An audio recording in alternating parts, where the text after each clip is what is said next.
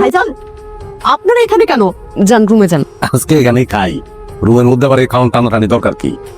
সাফিয়া মা, আমাকে পোলাও আর রোল দাও তো, দাও দাও দাও। ভাবি আপনি এখানে দাঁড়ায় আছেন কেন? আপনি বুঝতেছেন না যে খাবারগুলো কার জন্য রেডি করা হয়েছে? আপনারা তো বাইরে গেছিলেন, বাইরে থেকে খেয়ে আসতেন। না না টুসি, তোর এখানে আর আসা থেকো না। গ্রাম্য কোন আত্মীয় স্বজনদের দাওয়াত দেশ আর টাকা লাগে আমার খাইতে বস।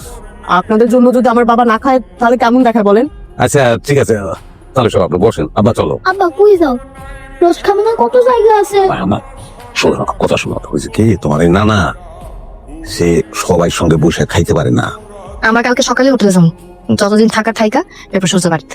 কিন্তু আমি এই ঘরে আর জীবনও থাকবো না। ঠিক আছে, এখন এটা তো সাজ্জাদে তো আমরা কই নাই, ওরা করবো না।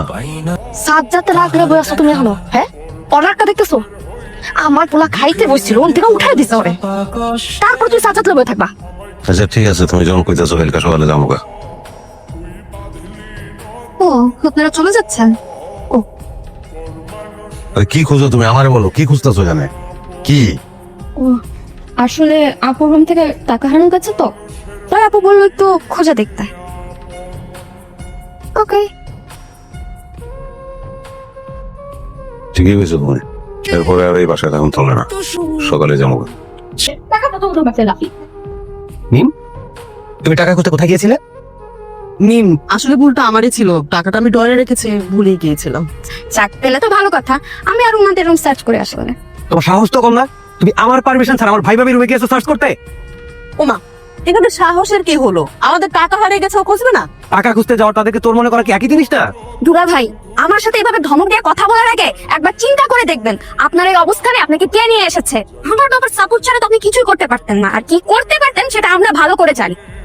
আচ্ছা বাদ দে, তুই কিছু মনে করিস না। তুই তো জানিসই গ্রাম থেকে ওদিকে আসার পর থেকে ওর মাথাটা কিভাবে ওয়াশ করে ফেলছে।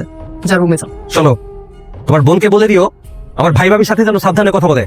ফার্দার এরকম কিছু হলে আমি কিন্তু সহ্য করবো না। কি করবে তুমি? মারবে আমার বোনকে? শুধু তোমার বোন কেন, যদি প্রয়োজন পড়ে আমি তোমাকেও। আরেকটা কথা, আমার পারমিশন ছাড়া কেউ যেন আমার ভাই ভাবিকে এই বাসা থেকে বের করতে না যায়।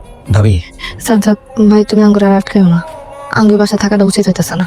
কালকে সকালে আমি তোমাদের দুইজনের জন্য আর মিন্টুর জন্য টুকটাক শপিং করো। শপিংটা শেষ করি, তারপর তোমরা যাইও। তুমি কোন সাহায্যে আমার ছবি লিক করছো? এটা তো কথা ছিল না। ছবি লিক করবো না তো কি করবো? তোমাকে তো আমি খুঁজেই পাই না। তোমাকে যে আমি মেসেজ করি এতবার, তুমি তো আমার মেসেজে কোনো রিপ্লাই দাও না। আবার যে ফোন দিচ্ছি তুমি তো ফোনে রেসপন্স করো না। এখনো সময় আছে বুঝছো, আমার শুধু কক্সবাজার চলে। তোমাদের না অনেক টাকা পয়সা, তোমার বোন রে বইলা আমার জন্য 4 লাখ টাকা রেডি করবা। এটা তোমার দিতেই হবে, নয়তো নয়তো কি? ছবিটা লিক করছি, বাকি ভিডিও গুলো লিক করো।